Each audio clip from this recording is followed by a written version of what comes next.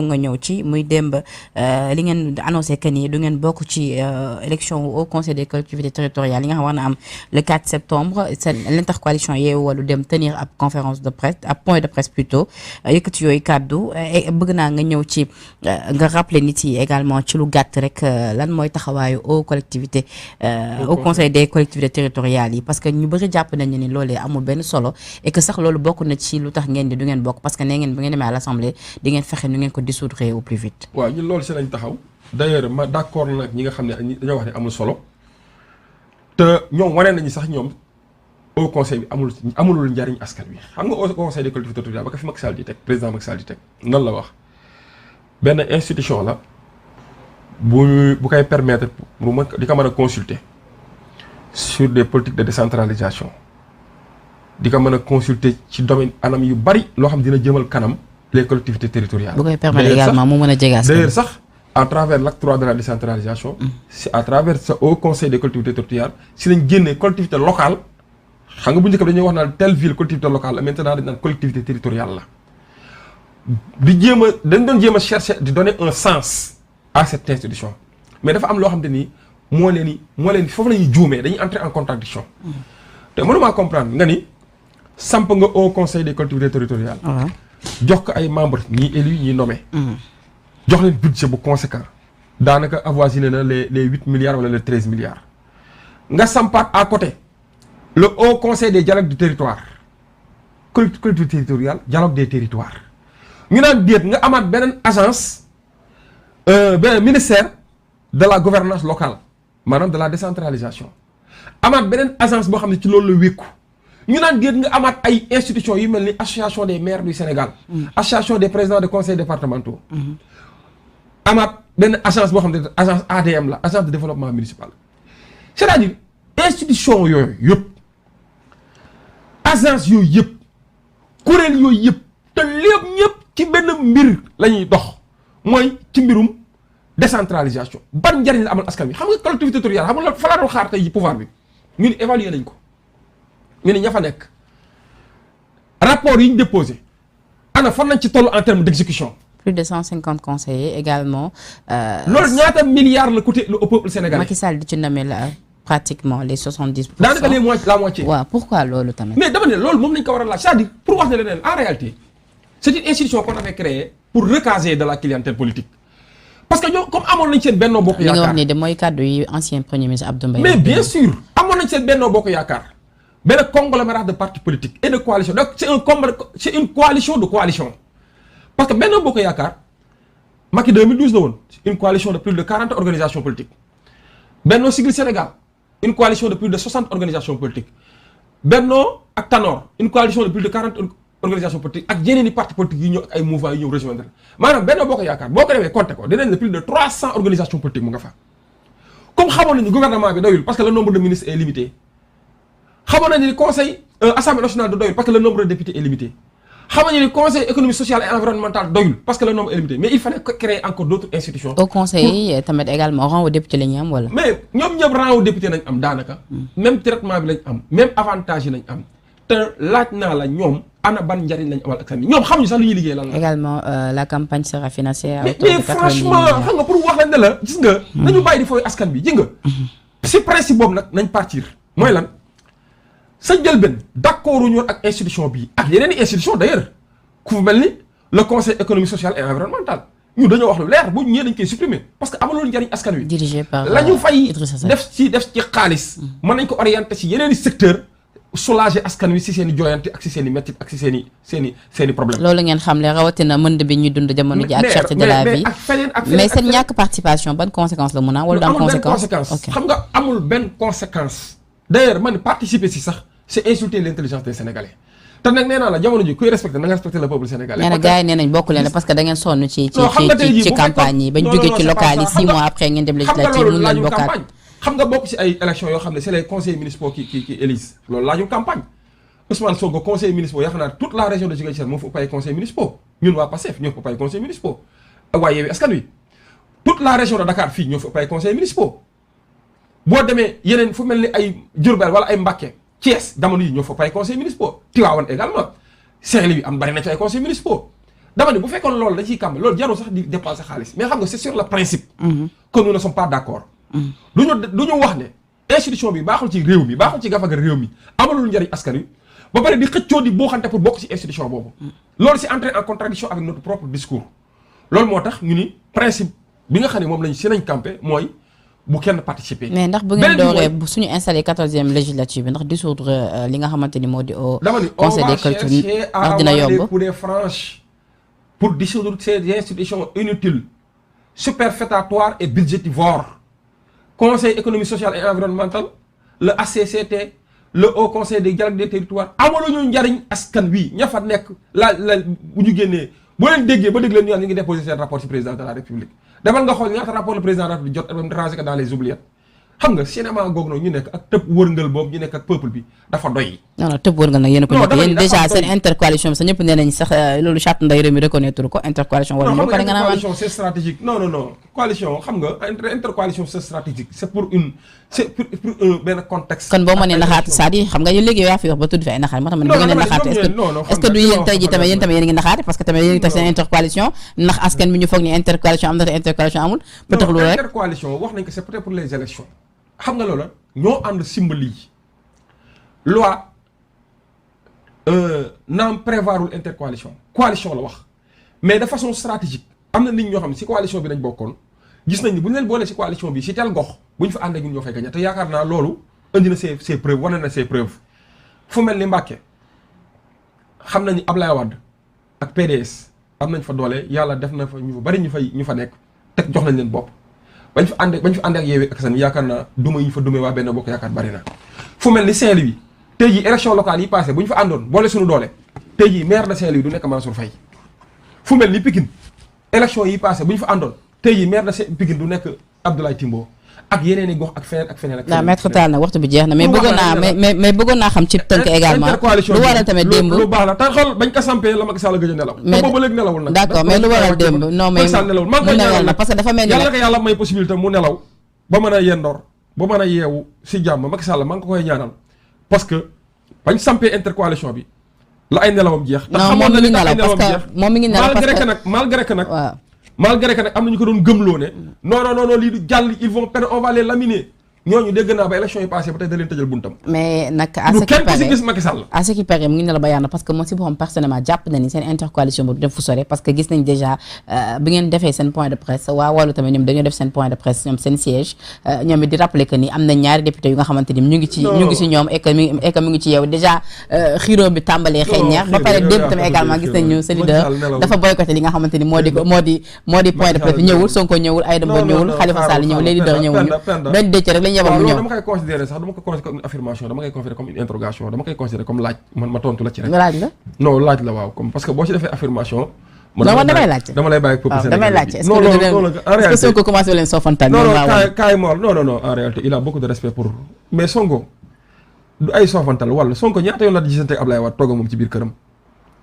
ñaata yoon la gisante ak waa xanaa xamoo si élection locale yi on a failli même partir ensemble. ay calcul ak yenn contrat yi amoon rek moo tax mujj ñoo ànd mais ànd bi après si lañ gis ni si élection législative mën a ne pour wax ñun ñaari coalition yooyu yàgg nañoo waxtaan suñu biir même bu fekkee am na ci point yoo xam d'accord nañ ci am na ci yoo xam mënuñu ci woon d'accord et c'est tout à fait normal ay nit bu ñuy ànd dafa am yoo xam ay point de désaccord la et des fois on s'accorde à des désaccords. mais lu tax démb honoré leen non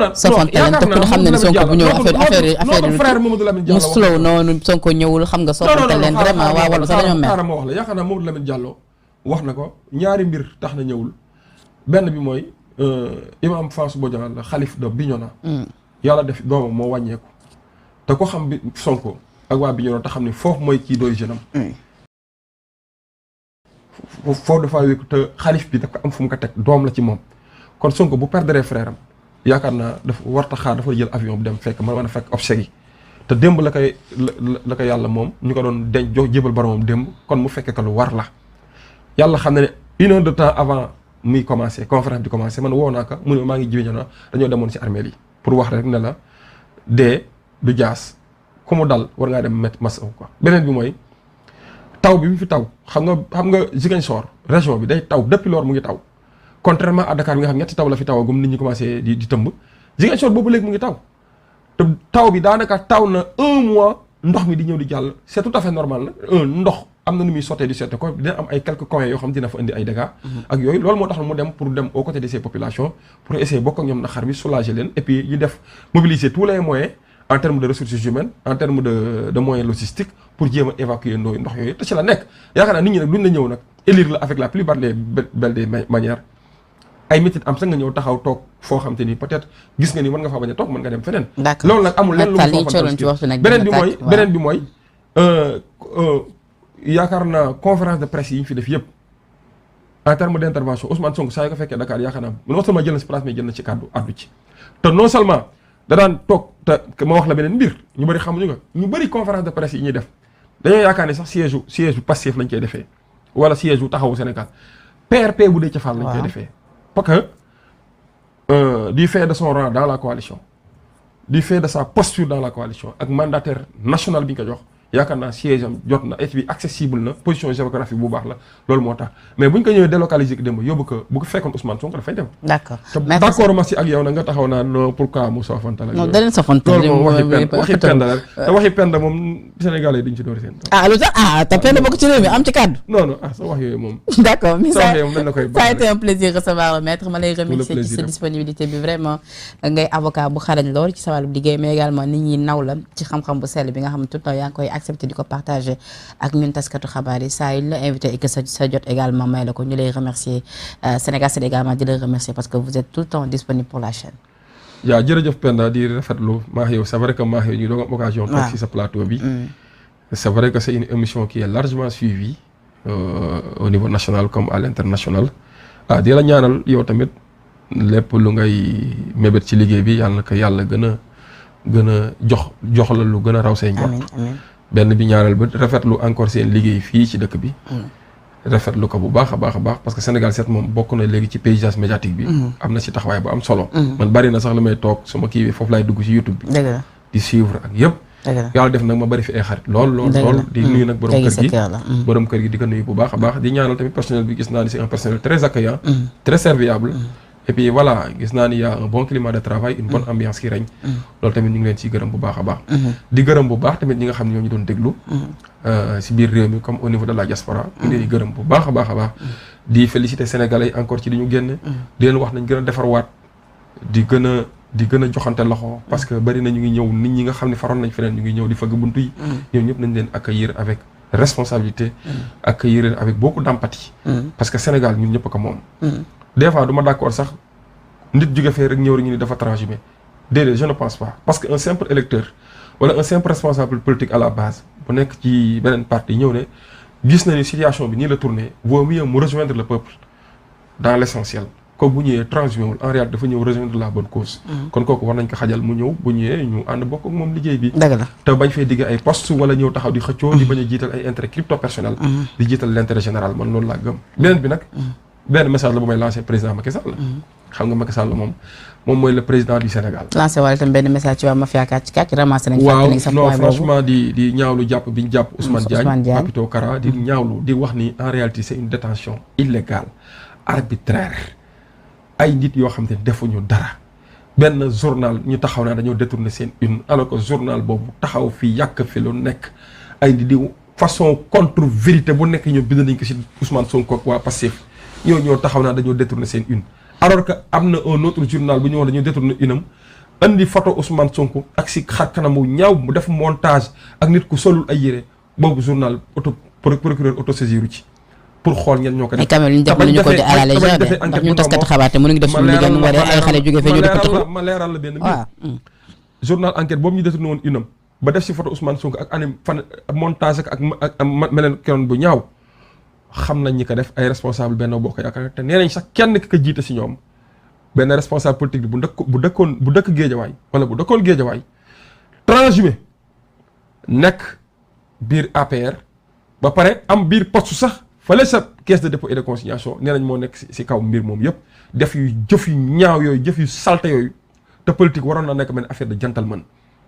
waroon na nekk benn affaire boo xam nit ñi dañ koy def de façon la plus civilisée parce que bu gannaaw bu jeexee ñeneen ñëw au moins dinañ mën a ku si nekk di rendre la pièce de la monnaie loolu lañ gëmoon ne loolu mooy rapport politique. mais ñoom également xale yi ñu def tamit kenn rafetlu ko. mais xale yi ku la wax xale yi ñoom rafetlu wuñ ko ku la wax xale ñoom ñoo ko mais liñ ne li nga xamante ni moom la ñu toppee seen même seen avocat maître Bamba Cissé dàq ko tamit. mais maître Bamba Cissé xanaa déggoo ko la mu wax maître Bamba Cissé nee nañ en réalité amul plainte contre Ousmane Diagne ak Papito Kora. waaw amul parce que journal bi ñu wax ne amul plainte te et puis moom sax nee na ci dossier bi amul élément bu ko mën a rattaché bu leen mën a rattaché ci dossier bi pour wax leen nañ en réalité mafia kàcc comme dañoo gis ñoom dañoo jàpp ne Ousmane Sonko la ñuy liggéeyal ñoom loolu lañ jàpp te dañuy juum ñoom ñu ngi liggéeyal askan wi ñu ngi liggéeyal jeunesse bi ñu ngi nekk dans la sensibilisation ñu ngi nekk dans les orientations dans les bonnes orientations ñoom ñu jàpp ne comme Sénégal Ousmane Sonko bu waxee dëgg